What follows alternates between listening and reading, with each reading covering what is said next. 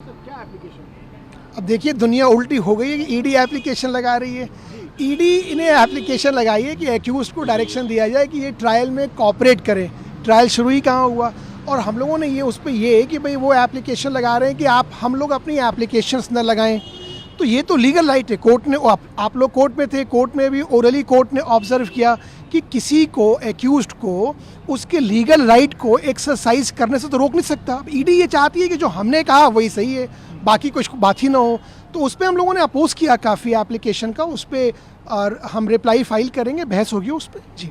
तो सर आपकी भी कोई एप्लीकेशन थी संजय सिंह जी की तरफ से जो अलाउ? देखिए सब हाँ, एप्लीकेशंस तो बहुत सारी चल रही हैं। मालखाने में इंस्पेक्शन वाली एप्लीकेशन थी, और आप ये भी देखें कि इन एप्लीकेशंस को लगाने के पीछे वजह क्या है। अगर ईडी हर वक्त हर डॉक्यूमेंट समय पे कोर्ट पे लाती, सबको दे देती, तो ये एप्लीकेशन लगाने की नवैयत ही नहीं पड़ती।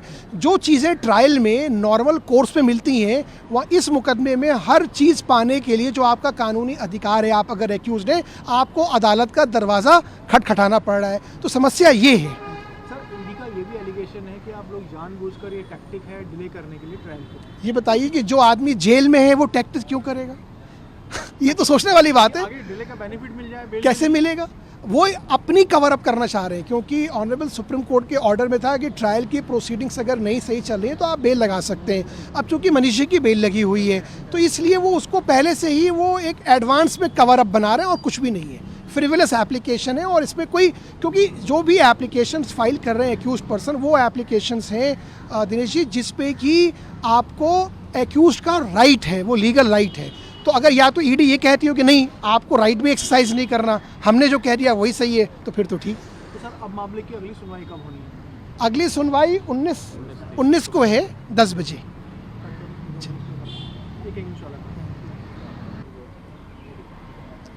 Sir, ED has filed an application alleging that the accused persons are delaying trial of this case.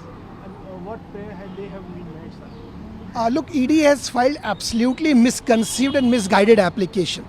So ED, by filing of that application, has prayed to the court that appropriate direction be passed to all accused person that they cooperate with the trial.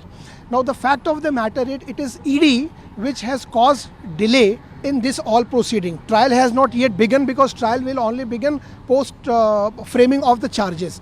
Now this application, it was orally told to the court by defense counsels as well that accused has certain rights in criminal justice system.